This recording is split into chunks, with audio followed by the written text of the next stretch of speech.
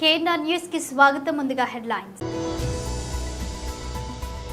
కాసింకోట మండలంలో ఉన్న వ్యవసాయ శాఖ ఆధ్వర్యంలో రైతులకు సబ్సిడీ విత్తనాలు అందజేత. గాజువాకకు చెందిన మధ్యతరగతి ఉద్యోగస్తుడు మోహన్ రావు కుమారుడు చిన్న వయసు నుండే క్రీడలపై ఆసక్తి చూపాడు. ఆసుపత్రి ఉద్యోగుల పనితీరుపై మండిపడ్డారు. ముఖ్యంగా పారిశుద్ధ్యం పనితీరుపై అసంతృప్తి వ్యక్తం చేశారు. డీటెయిల్స్ చూస్తే అనకాపల్లి జిల్లా కాసింకోట మండలంలో ఉన్న వ్యవసాయ శాఖ ఆధ్వర్యంలోని రైతులకు సబ్సిడీ విత్తనాలు అందజేత. మండలంలోని ఎక్కువ ప్రాంతం వ్యవసాయ ఆధారిత భూములే ఉన్నాయని రైతు సోదరులకు ఎటువంటి ఇబ్బంది లేకుండా వరి విత్తనాలు అందజేత కార్యక్రమం వ్యవసాయ అధికారి చేపట్టమన్నారు. ఈ కార్యక్రమంలోని పాల్గొన్న రాష్ట్ర తెలుగు రైతు అధికార ప్రతినిధి గొంతిన శ్రీనివాసరావు మాట్లాడుతూ రాష్ట్ర ముఖ్యమంత్రి చంద్రబాబు నాయుడు, స్థానిక MP CM Ramesh, MLA Konathala Ramakrishna ఆధ్వర్యంలోని రైతులకు ఎటువంటి ఇబ్బంది కలగకుండా నాణ్యమైన మేలురక జాతి వరి విత్తనాలు సబ్సిడీ ధరలకే అందజేస్తామని, దీన్ని రైతులు సద్వినియోగం చేసుకోవాలని కోరారు.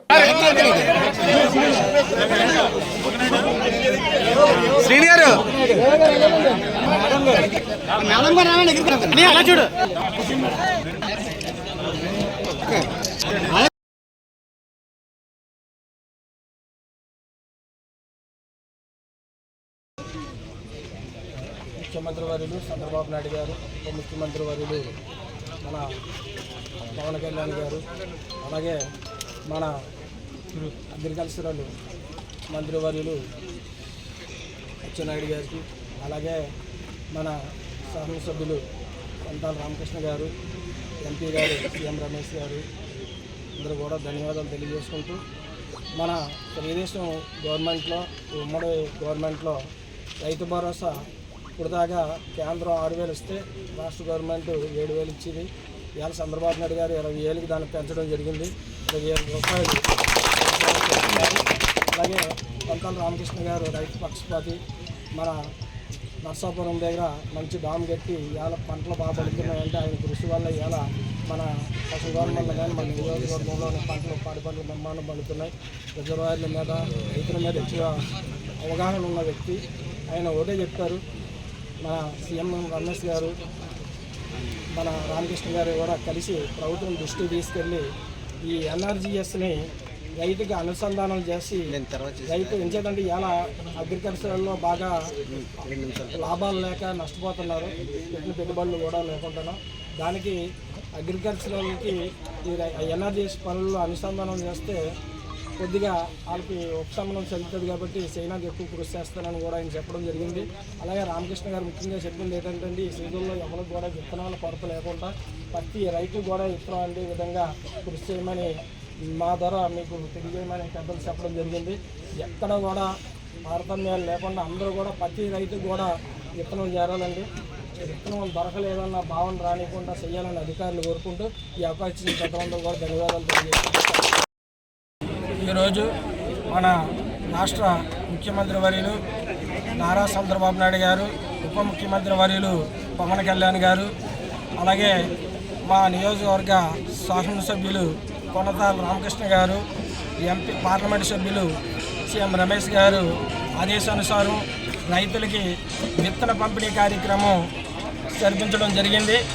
కొంతాల రామకృష్ణ గారు రైతు పక్షపాతి, రైతుల గురించి మన నర్సాపురం ఆయకట్టు నిర్మాణం కానీ, ఎన్నో చెక్ డ్యాములు కానీ నిర్మించి రైతులకి నీరు అందే విధంగా కృషి చేసినటువంటి వ్యక్తి ఆయన. రామకృష్ణ గారు ఒకటే చెప్పారు, ప్రతి రైతుకి కూడా విత్తనం అందలేదన్న సమస్య లేకుండా ప్రతి ఒక్కరికి కూడా ఈ సన్నాలు, ఆర్జల్ సన్న రకాలు, సోనా మైసూరు 2 రకాల్లో కూడా అందరూ ప్రతి రైతు కూడా విత్తనం అందే విధంగా అధికారుల్ని పంపిణీ చేయవలసిందిగా ఆదేశించడం జరిగింది. ప్రతి రైతుకు కూడా విత్తనం మన తెలుగుదేశం ఉమ్మడి కుటుంబం, ఉమ్మడి గవర్నమెంట్ ప్రతి రైతుకు కూడా అందే విధంగా కృషి చేస్తున్నారు. కాబట్టి రైతులు కూడా ఇబ్బంది పడవలసిన అవసరం లేదు. ప్రతి రైతు కూడా విత్తనాలు అందుతుంది. కాబట్టి తొలకల్లో విత్తనాలు తీసుకొని ప్రతి రైతు కూడా వాళ్ళ పొలాల్లో విత్తనాలు వినియోగించుకొని రైతులందరూ కూడా పాడి పంటలను పండించుకోవాల్సిందిగా కోరుతున్నాం.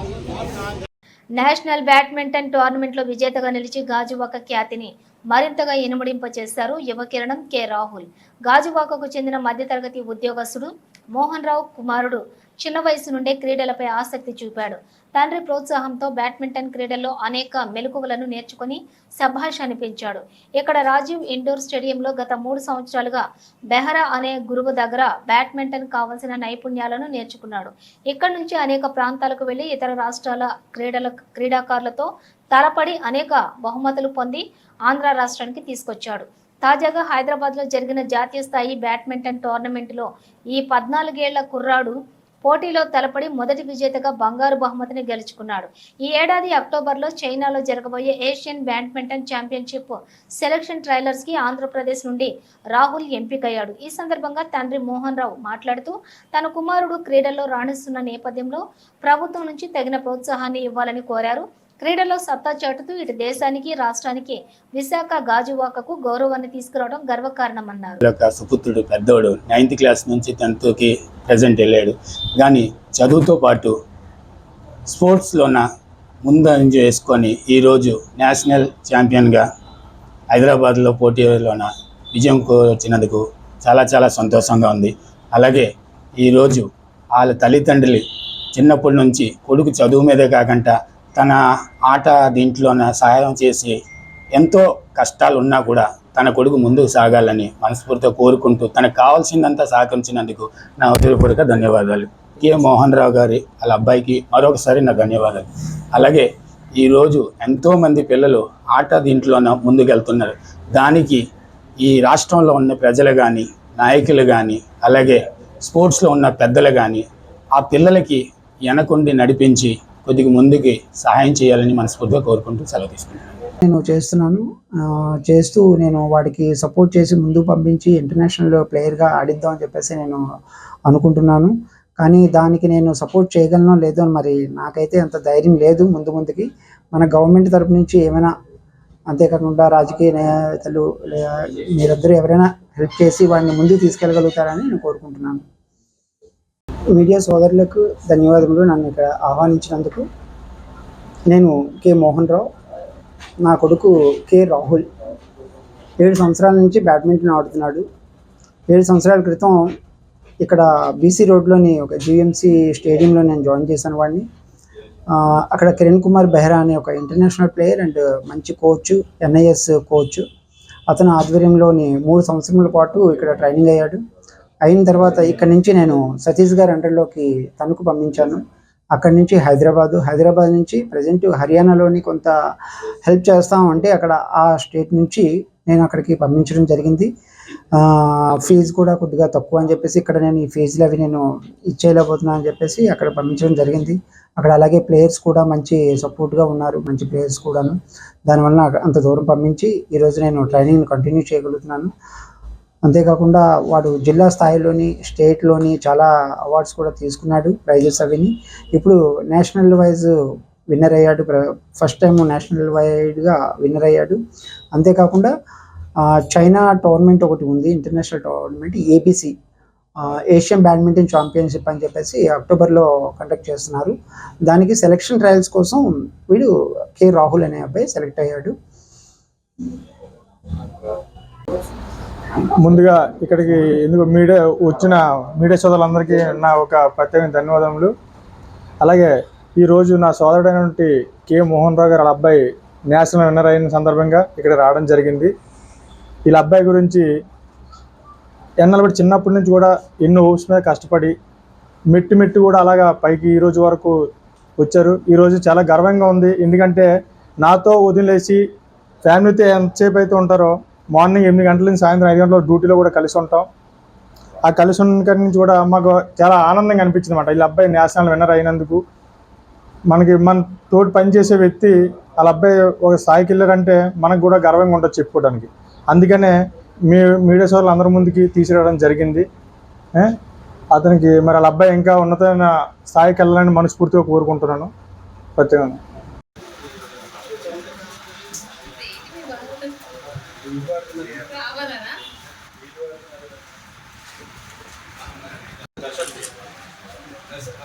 చెక్ చేస్తాను.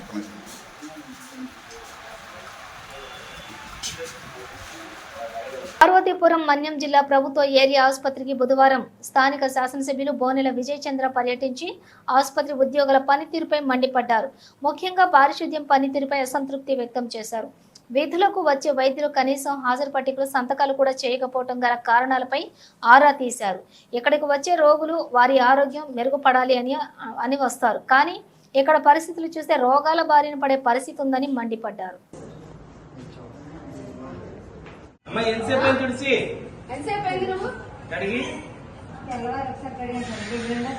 నీళ్ళు వస్తున్నాయి కడగడానికి, ఎక్కడి నుంచి వస్తాయి?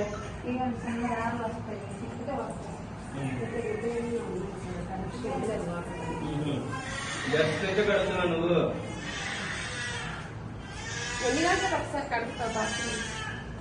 ఒక మాట చెప్పు, రోజు ఎంత కడుగుతావు?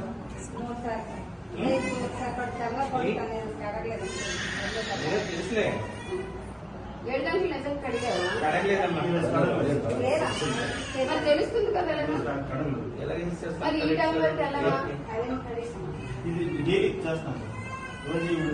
8 o'clock ఇంతవరకు టచ్ చేయలేదు. నువ్వు ఎలా రాజొస్తే సంతకం పెట్టావు ఇక్కడ 8కి అయిపోయింది. క్లీన్ బై నిన్నటికి అయిపోయింది. ఈ టైం వరకు అడగకపోతే ఎలా రామకృష్ణ? నువ్వు ఎవరికి మాట చేస్తావు? నువ్వు ఎవరికి రిపోర్ట్స్ చేస్తావు? ఎన్ఎస్సీ చేస్తారు సార్. ఎన్ఎస్సీ ఏమైనా ప్రాబ్లం ఉంటే నాకు చెప్తారు సార్. ఎన్ఎస్ మేడం రండి. ఇంతవరకు అవ్వలేదండి. ఎంతమంది పిల్లలు ఉన్నారు? ఇంతవరకు శానిటేషన్ అవ్వలేదు. పిల్లలు తీసుకొస్తావా? చూసుకోవాలి కదా మీరు. నీ పిల్లల్ని తీసుకొని స్నానం చేపిస్తావా లోపల అంటున్నా? చేపిస్తావా? ఎందుకు అవుతుందమ్మా? రౌండ్స్ కి వస్తాను కదా. ఏం చేసినా నువ్వు చేయగలిగితే చెయ్యి, లేకపోతే వెళ్ళిపో. నువ్వు పని చేయగలిగితే చెయ్యి, లేకపోతే ఈ పని వదిలేసి వెళ్ళిపో. సరదాగా ఆడుకోవడానికి ఎవరు ఉండడానికి మాత్రం రాకండి. ప్రతి ఒక్కరికి జీవితం అంటే చాలా ఇంపార్టెంట్ ఉంటుంది. ఎన్నిసార్లు వాడుతున్నారు? ఇది బండి అంటే 12 minutes వరకు వాడాలి. బండి 12 minutes వరకు వాడాలి.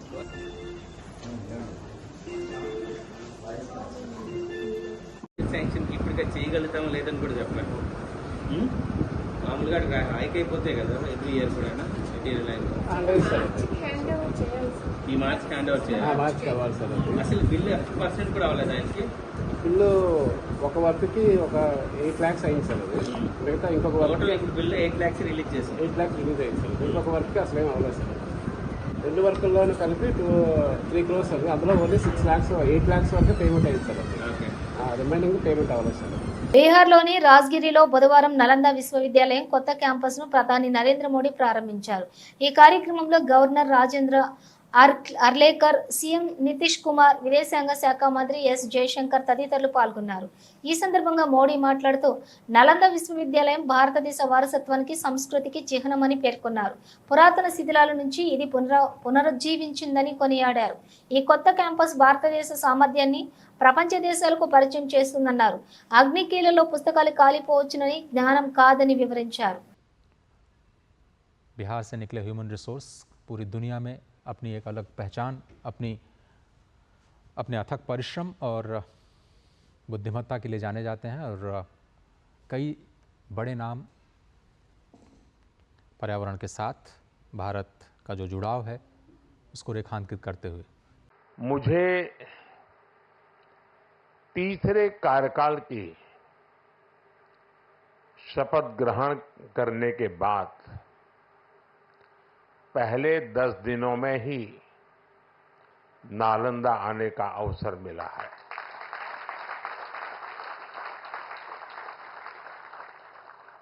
ये मेरा सौभाग्य तो है ही।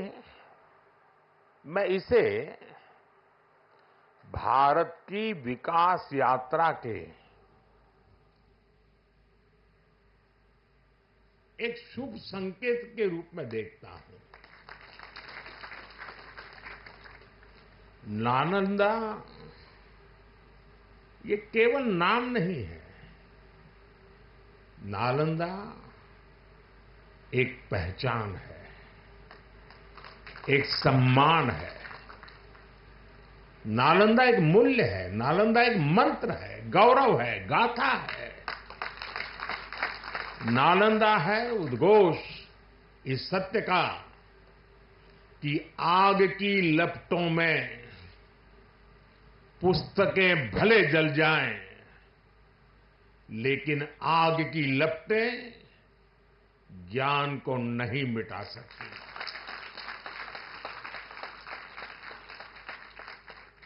नालंदा के ध्वंस ने भारत को अंधकार से भर दिया था। अब इसकी पुनर्स्थापना भारत के स्वर्णिम युग की शुरुआत करने जा रहा है। ఏపీ ఉప ముఖ్యమంత్రిగా పవన్ కళ్యాణ్ బాధ్యతలు స్వీకరించారు. విజయవాడలోని క్యాంపు కార్యాలయంలో ప్రత్యేక పూజలు చేసిన అనంతరం ఆయన బాధ్యతలు చేపట్టారు. డిప్యూటీ సీఎం హోదాలో పంచాయతీరాజ్, గ్రామీణాభివృద్ధి, పర్యావరణ, అటవీ శాస్త్ర, సాంకేతిక శాఖల మంత్రిగా బాధ్యతలు స్వీకరించారు.